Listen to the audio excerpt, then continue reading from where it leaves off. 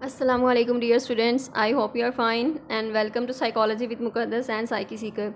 Today we are going to discuss about the rest of the sleep wake disorders and lesson number 28 है ये. Before that आज की video का आगाज़ एक हदीस के मफ़हूम से करते हैं और वो हदीस कुछ इस तरह से है कि आप सल्लल्लाहु अलैहि वसल्लम ने फरमाया कि जो इंसान अपने रब के बंदों का शुक्र अदा नहीं करता इट मीन्स कि वो रब का शुक्र अदा नहीं करता. तो जो इंसान उसके बंदों का शुक्रिया अदा नहीं करता इट मीन्स कि उसने वो रब का भी शुक्रगुज़ार नहीं बन सकता. सो ये हदीस का मफ़हूम है. काइंडली इसको जो है वो एग्जैक्ट कोटेशन जो है रेफरेंस या वर्ड्स एग्जैक्ट मेंशन नहीं किए, जस्ट जो है वो एक मफ़हूम आपको बताया है. आप इसको नेट पर सर्च कर सकते हैं. अदरवाइज़ यानी इस पर कोई फतवा ना लगा देना कि जो है वो आपने वर्ड्स जो हैं आपने ये यूज़ किए हैं लेकिन ये इस तरह का है. मफ़हूम में जो है वो वर्ड्स चेंज हो जाते हैं. सो बेसिकली इसका पर्पज़ ये है कि आपको जो है वो शुक्रिया अदा करना चाहिए. दूसरे जो हैं अगर आपके लिए कोई एफ़र्ट्स करते हैं then you must appreciate that और आपको सपोर्ट भी करना चाहिए.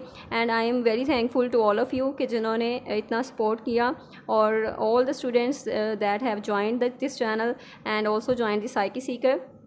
सो your support matters a lot और ये आपकी सपोर्ट जो है ये मैटर करती है.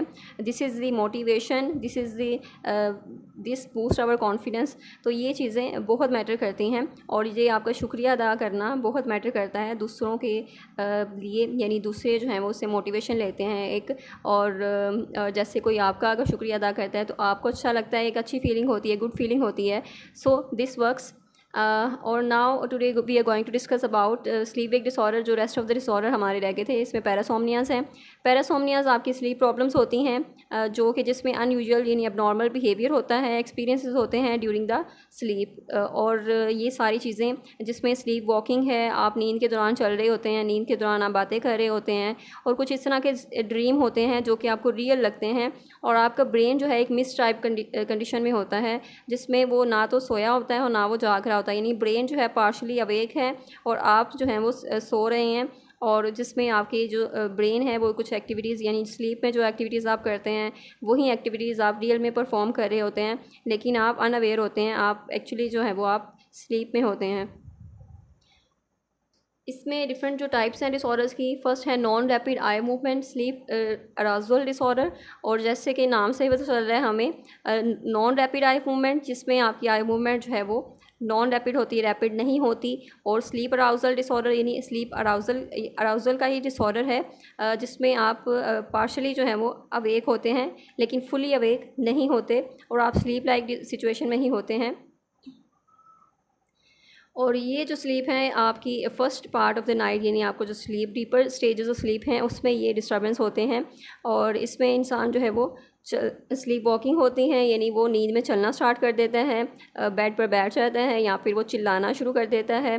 तो ये सारे जो बिहेवियर हैं ये आपके ब्रेन की वजह से यानी आपका ब्रेन जो है वो अवेक होता है लेकिन आप जो है वो स्लीपिंग की स्टेट में होते हैं. इसमें डिफरेंट जो डिसऑर्डर्स हैं यानी स्लीप वॉकिंग यानी रात के टाइम आप बहुत ज़्यादा स्लीप वॉकिंग यानी आप नींद में चलते हैं. और स्लीप टेरर्स यानी आपको टेरर्स यानी बहुत ज़्यादा उस तरह के ड्रीम्स आते हैं और खौफज़दा ड्रीम्स आते हैं, हॉररफुल ड्रीम्स होते हैं जो कि आपको एक आप स्क्रीम के साथ उठते हैं यानी आप चीख कर उठते हैं या आप चीखते हैं. और ये जो चीखना होता है यानी आप वो भी आप सिचुएशन में कर रहे होते हैं कि आप फुली अवेक नहीं होते और आप नींद की कंडीशन में होते हैं. तो अचानक से आप उठ जाते हैं और जिस तरह से यानी आप ये सारे जो ऑटोनॉमिक नर्वस सिस्टम यानी आप फील कर रहे होते हैं और वो आपका ऑटोनॉमिक नर्वस सिस्टम जो है वो सिंपैथेटिक नर्वस सिस्टम ऑन हो जाता है. और जो जो सारी चीज़ें हैं यानी रैपिड ब्रीदिंग होती है, स्वेटिंग है, हार्ट रेट आपका इंक्रीज़ हो जाता है. सो इस तरह की सिचुएशन होती है जिसकी वजह से आप नींद से उठ जाते हैं. स्लीप प्रॉब्लम्स होती हैं आपको और अगर आपको ये ज़्यादा है तो इट मीन्स के स्लीप डिसऑर्डर जो है वो आपको ये है तो इट मीन्स आपकी नींद जो है वो इफ़ेक्ट हो रही है, उससे स्लीपिंग जो है वो आपकी इफ़ेक्ट हो रही है तो आपको ये प्रॉब्लम है. नेक्स्ट है इसका नाइटमेयर डिसऑर्डर. जैसे कि हमें नाम से ही पता चल रहा है कि नाइटमेयर है, और जो एक डरावना ख्वाब होता है वो होता है हॉररफुल ड्रीम है कोई जो आप देखते हैं और जिससे आप बहुत ज़्यादा अनईज़ी हो जाते हैं, बहुत ज़्यादा डर जाते हैं, बहुत ज़्यादा फियरफुल हो जाते हैं। और इस तरह का जो ड्रीम है यानी आपका जो नर्वस और सिंपैथेटिक नर्वस सिस्टम है वो भी ऑन हो जाता है, और आप उस सिचुएशन में जब होते हैं देन आप यानी बहुत अलर्ट हो जाते हैं, एक्टिव हो जाते हैं, जिसकी वजह से आपकी नींद जो है वो डिस्टर्ब होती है और आपको स्लीप का प्रॉब्लम होता है। और इसमें जो डायग्नोस्टिक क्राइटेरिया हैं वो आपने रीड कर लेना है, स्पेसिफाई देखना है कि हम इसको किस तरह से स्पेसिफाई कर सकते हैं, और दूसरे डिसऑर्डर्स के साथ है या सब्सटेंस यूज़ की वजह से है या फिर मेडिकल कंडीशन है कोई, या फिर दूसरे अदर जो स्लीप डिसऑर्डर हैं उनके साथ हैं। एंड देन उसको हम इस तरह से भी स्पेसिफाई कर सकते हैं कि उसकी ड्यूरेशन कितनी है, एक्यूट है, सब एक्यूट है या फिर परसिस्टेंट है, और करंट सीवियरिटी देन उसकी देखनी है हमने कि माइल्ड है, मॉडरेट है या फिर सीवियर है। Then sleep behaviour disorder, REM sleep behaviour disorder है। इस डिसऑर्डर में जो भी इंसान जो ड्रीम में बिहेवियर देख रहा होता है वही बिहेवियर वो अडॉप्ट कर लेता है, वो नींद में ही वो बिहेवियर करना स्टार्ट कर देता है। उसकी दो कि हमारी जो बॉडी है वो पैरालाइज होती है जब हम सो जाते हैं ताकि हम कोई भी एक्ट अपने ड्रीम्स पर ना कर सकें, और जिसकी वजह से हम जो हमारे डेंजरस जो एक्ट हैं उससे हम सेव हो सकें। लेकिन ये इस डिसऑर्डर में कोई भी इंसान जो है वो उसकी जो मूवमेंट होती है यानी वो बोलना भी स्टार्ट कर देता है, नींद में बोलता भी है और शाउट भी करता है, इवन पंच भी करता है या किक करता है। तो इस तरह ये बहुत डेंजरस है कि आप नींद में जो भी एक्शन परफॉर्म कर रहे हैं वो आप रियल लाइफ में परफॉर्म करना शुरू कर देते हैं, यानी आपके ड्रीम्स जो हैं वो इस तरह से रियल लगते हैं आपको कि आपकी बॉडी जो है वो उस तरह से उसको रिएक्ट करना स्टार्ट कर देती है, रिस्पॉन्ड करना स्टार्ट कर देती है।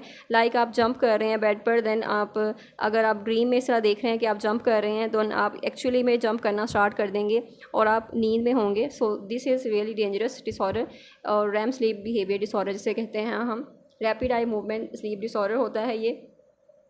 और इसमें यानी वोकलाइजेशन से भी है, आपका बिहेवियर भी है, और कम्प्लेक्स मोटर बिहेवियर यानी आपका जो बिहेवियर है वो भी इन्वॉल्व होता है।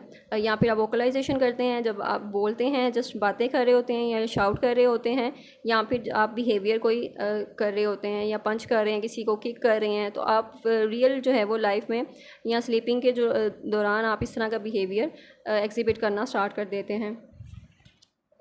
नेक्स्ट डिसऑर्डर है रेस्टलेस लेग सिंड्रोम। इसमें क्या होता है, जैसे कि नेम से ही हमें अंदाज़ा हो रहा है कि रेस्टलेस लेग्स, हमारी लेग्स जो हैं वो रेस्टलेस होती हैं और वो रेस्ट में नहीं होती, और हमें एक अर्ज फील होती है टू मूव आवर लेग्स, कि हम अपनी लेग्स को मूव करें, और इस तरह हमारी जो लेग्स हैं या फिर उसमें हाँ वो टिंगलिंग सेंसेशन होती है या क्रॉलिंग की या एकिंग की, या हमें इस तरह की सेंसेशन होती है कि हम उसको अवॉइड करना चाहते हैं। देन अवॉइड करने के लिए हमें अपनी लेग्स को मूव करना होता है। तो इस तरह से हम अपनी लेग्स को जब मूव करते हैं तो हमें रिलैक्सेशन फील होती है, हम कंफर्टेबल फील करते हैं। So this is the syndrome के रेस्टलेस लेग सिंड्रोम, यानी आप बार बार अगर आपको इस तरह की सेंसेशन फील होती हैं और अपनी लेग्स आप बार बार मूव करते हैं, सो आपकी जो नींद है वो इससे डिस्टर्ब हो सकती है।